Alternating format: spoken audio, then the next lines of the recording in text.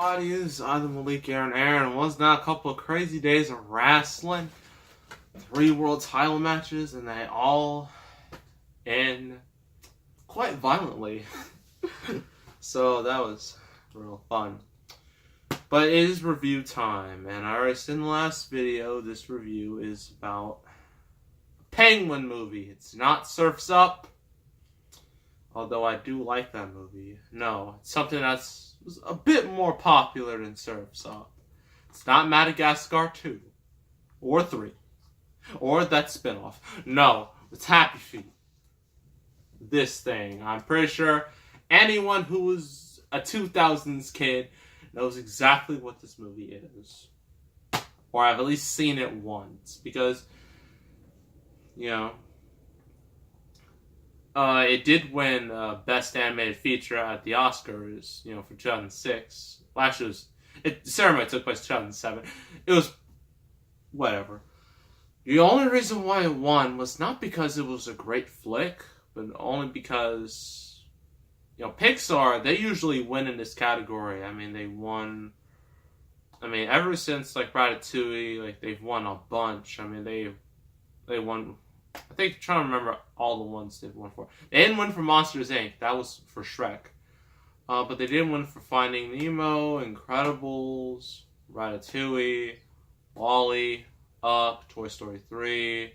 Not Cars 2, definitely not. What else? I think Brave, which is a travesty because Wreck-It Ralph was so much better. Monsters University didn't win. I don't think it was nominated because Frozen won that year. 2014 they didn't have a movie. 2015 they went for Inside Out. 2016 they didn't win. That was for Moana, I think. Yeah, I think it was Moana. Or Zootopia. It was probably Zootopia, because Zootopia was more timely. And then they recently won. They didn't win in 2016. And this year's Oscars, they won for Coco. And they'll likely win maybe for Incredibles 2. Hopefully it's not one of those sequels that's just good. Because that movie has a lot of hype. Hopefully it lives up to it. I'm definitely seeing it. So you can check out that review when it comes out. But Happy Feet. The only reason why it won was because Cars came out, and we all know Cars was the worst thing Pixar's ever come up with. And yeah, so nope. Yeah, this movie it didn't win for being great. It just won because it won by default, basically. So that doesn't really help the movie. So let's read this description. Or, that's what the movie calls a description. Emperor penguins are born to sing. Yeah, that's a scientific fact. Clearly. All except young Mumble, who was born to dance. Tap dance. Such unpenguin-like, I don't know why they said it like that, it's weird, behavior eventually gets Mumble kicked out of the Emperor land into the big cold world. Yep, it's one of those stories. He's different from everyone else, no one likes it, and he gets kicked out because that's how movies work. That's how movie plots work. There have been so many of them. Coco recently, everyone in Miguel's, I think the kid's name was Miguel. The main character, his whole family hates music, but he loves music, so he runs away. It's the same plot. But except it's not. But it's the same, I guess, turning point? It's the same, it's the same plot developer. That's it. It develops the plot. It's the same. So joined by his Adile. I know it's just Adile, I guess. Amigos. That's clearly not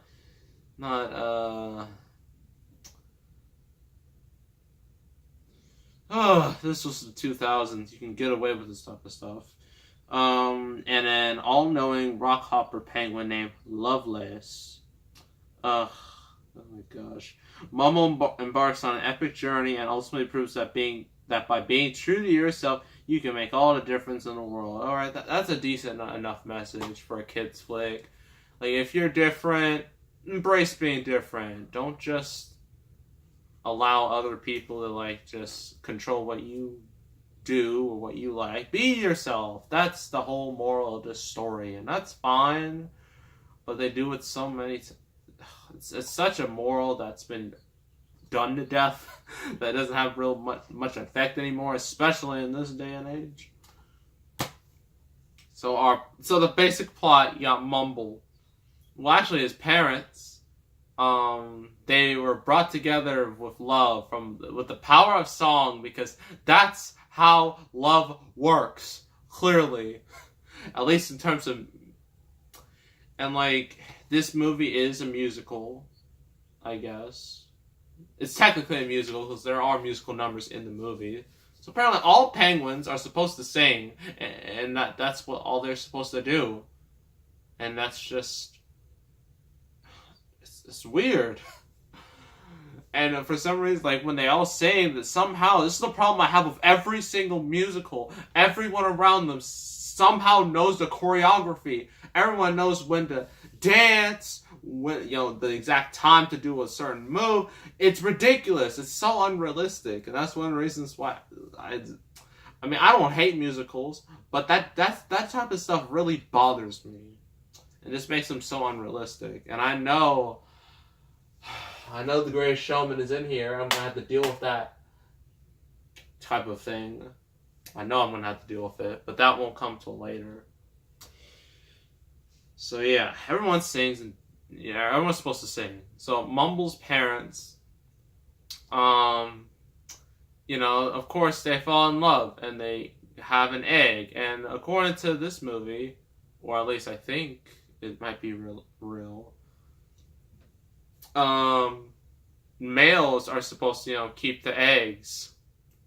Supposed to keep them, like, between their legs. That way they don't go anywhere, and they're supposed to, like, just waddle to wherever they're supposed to go. And, like, there's a low-key rule. It's that don't drop the egg. And, of course, Mumble's dad drops the egg. And I don't know if that's kind of a reference to, like, how, like, this type of story starts. I mean, like, some stories, like, a parent can drop their kid on the head, and then they act all weird. I mean, I guess that it's the same thing as just dropping the egg, more or less. But then, he finally, once all the eggs around him hatch, but his doesn't, so you're thinking, uh-oh, that's no good. It's, everyone thought it was kind of like, what do you call it? Stillborn? I think it's a stillborn. I think, maybe. Might be a stillborn. But, of course, the egg hatches, and it hatches in a very unusual way. It doesn't just hatch out. It just takes, like, a good 5 minutes for Mumble to, like, first of all, his feet, pop out the egg, and then he just runs around, and then he just slides, and then the rest of the egg cracks. And, Mumble's dad notices that his son's, like, all something wrong with his feet. Like, he keeps, like, moving them, like, tap dancing, more or less. And then his dad is like, that's not good. Don't do that. It's not normal. You can't. Anyone from my school who's watching this will know where that joke comes from. It's an inside joke. But yeah, that's not perceived as normal by everyone else. So Mumble grows up, and it's clear he cannot sing. He cannot sing to save his life because he has the noise of a dying animal, while everyone else has the sound of angels. His voice is just like, I guess, like an animal being slaughtered, more or less. And so, yeah. And another thing is that, see on the back, This is what a penguin looks like, right? This is what they're supposed to look like, when they're like fully grown and whatnot. But Mumble looks different. You notice who Mumble is because it's pretty obvious. Like the bottom of him looks normal, but the top looks the same. That's just not right. I don't know why. I guess just to like show how he's different from everybody else. That way, a visual. That way, kids will understand like who Mumble is because he's different from everyone else. Trying to convey that point even harder, how he's different.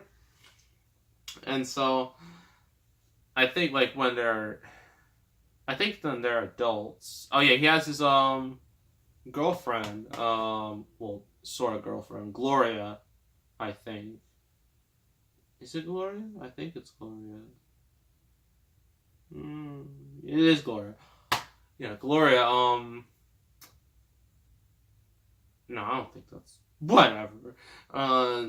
Also, like when they're like getting fish, because we all know penguins love fish. This movie, definitely hammers that in your brain, too. And there is an innuendo, sorta, of like. When like they're swimming like in the the water, they're doing all these cool little moves and they get up, but then Mumble and Gloria fall on each other in a way that is not PG, and somehow this movie's still PG. So that's a little innuendo for you. Similar to my Robots review, I described how in the movie Rodney Copperbottom, his parents made him by literally making him like piece by piece, and they're just like, you missed the delivery, but making the baby's the fun part. I'm like, oh my gosh, what is up with these movies from the 2000s? They were so edgy and well, not edgy, but they had such adult themes. Now it's just pathetic. It's sad. So yeah, Mumble does get kicked out, of the group, and so he goes on his own until he meets these 5 dudes. One of them is voiced by Robin Williams, and you can tell which one's voiced by Robin Williams. I think Robin Williams, he actually voices 2 penguins. He voices one of these penguins, and he voices Loveless because you can totally tell it's Robin Williams. And so Mumble's on his journey to a self-discovery journey, more or less. And it leads to a whole lot of shenanigans that I'm not going to get into because it would take way too long. So, I forgot to mention, this movie's directed by George Miller. Yes, the same George Miller that made all those Mad Max movies. He did a kids movie. It's about as realistic as, it's about as reasonable as Zack Snyder, the same guy who did 300, Watchmen, Dawn of the Dead, Batman v Superman, I think Justice League, but it was clear some of it was Joss Whedon, and I don't want to get into that, but he did Legend of the Guardians, that was a kids movie, so it's the same studio too. So that's kind of coincidental. But, yeah, it's just a little fun fact for you. It's kind of weird. So the real pros and cons. The animation is phenomenal. This movie looks great. It's definitely one of the best animated movies not made by Disney, Pixar, Blue Sky, Sony. It's not made by a big animation studio, and it's definitely the best out of all of them. The best looking. What else? Yeah, some of the musical scores are actually pretty good. Like some of the, I'm not gonna lie, some of the songs are a bit catchy, and the way they do it's pretty catchy. But it's a lot of them is just basically a bunch of pop songs, and it's kind of, I'm like, really, you could have done something a bit more original, but. And how do these penguins even know these songs? That's another great question. Like, That's a great question. That's a question that needs answering. Either they found a radio somewhere, or they just know it by heart. Because other than those two, even the second one's really pushing it. But other than those two, there's no way they could know any of these songs. Anywho, our main character Mumble, he's an alright protagonist. He's likable. It's clear. He's so much different from everybody because his singing is trash. But, he still has another talent. And it's, overall, the movie, it's a good message. Even if you're different, embrace being different. Like, don't just be like everyone else. Be yourself. That's what this movie's all about. And that's a nice message, for kids. What else? Some of the, a lot of the voice acting is pretty good. I mean, look at this cast. You got Elijah Wood as Mumble. You got Robin Williams. You got Hugh Jackman. And you got Nicole Kidman. So there's a pretty nice cast. And also Hugo Weaving. So that's an automatic thumbs up. Cons. The plot can get very weird. It could go from at first it becomes real generic, but then it just kind of takes a strange left turn to where it just becomes it starts generic, then it starts becoming different, and then it becomes generic again. That's how the plot goes, and that's not the type of plot I would like. That's not a very good plot structure. Some of the weird thing they did in this movie is that all the penguins are animated, but the humans are not. They're real life, so that just looks odd and strange, and it just makes everything so weird. It's just like Polar Express, where it's not exactly the same, but that movie characters. They weren't real, but they looked real, and it creeped everybody out. Excuse the background noise, just my dog being a moron. So yeah, it's just weird. That's just a weird choice. A lot of the characters are just clearly there for comic relief. These 5 are they're not really much characters. One of them has a little bit of development, but it's not really brought on very much. They're just comic relief. And a lot of the other characters are just kind of bland and boring and just one note. Which is funny because this movie's all about the music. So yeah, that's Happy Feet. I'm going to give it a 7 out of 10. It's not bad, but did it really deserve Best Animated Feature? Honestly, no. I mean, some of you are going to be like, it deserved it. It's my childhood. What's wrong with you? Well, when you look back at it now, I mean, this movie came out in 2006. That was at the peak of my childhood. And, well, really, 2008 and 2009, that was the real peak. But, yeah, just a lot of people, they grew up on this movie. And I did too. But when you grow up, you start to understand that some things are not as good as they once were. Some things you saw as when you were younger, they don't hold up when you grow older. And it just happens to unfortunately be one of those movies. So 7 out of 10, it's good, but I suggest for anyone to watch it, you have to be at least 7, 8, 9, 10 years old, and you'll like it. And once you get older, you're gonna be like, this movie's stupid. So yeah, that's Happy Feet, and don't ask for Happy Feet 2. I'm not doing it. I don't want to do it. That's final. Okay, no Happy Feet 2. Unless you want to see it. If you want to see a Happy Feet 2 review, leave it in the comments or give a like on this video. But other than that, no, because it's terrible. So next review. I actually forgot what it is. Hold on a second. I think I remember. Oh boy. Y'all gonna be really excited about this. It's Wonder Woman. But it's not the Wonder Woman you think it is. Yes, I betrayed you all. This is not the 2017 live-action movie. No. This is the 2009 animated version. Yes, we're doing that Wonder Woman movie. You know, because that movie came out long before DCEU was ever born. And considering a Wonder Woman 2 is starting to get a little bit of momentum. Apparently the movie's going to take place in 1984. We'll probably see maybe some stuff at Comic-Con. Who knows? But, man, DCEU desperately needs a hit. Not even a hit, like a couple hits, because they are struggling. They are struggling bad, and Justice League almost killed them entirely. But, you know, what are they going to do? It's all Warner Brothers' fault. They got themselves into this mess. So yeah, next review will be Wonder Woman, the animated movie.